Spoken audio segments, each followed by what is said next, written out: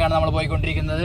അപ്പൊ ഞാനുണ്ട്, പാണ്ഡയുണ്ട്, കാസ്ട്രോ ഉണ്ട്. കാസ്ട്രോ വണ്ടി ഓടിച്ചുകൊണ്ടിരിക്കുകയാണ്. വണ്ടി ഓടിക്കുമ്പോൾ വീഡിയോ ഷൂട്ട് ചെയ്യാൻ പാടില്ലെന്ന് വീഡിയോ പറഞ്ഞിട്ടുണ്ട്, അതുകൊണ്ട് വീഡിയോ ഷൂട്ട് ചെയ്യുന്നില്ല. അപ്പൊ നമ്മൾ നേരെ പോകുവാണ്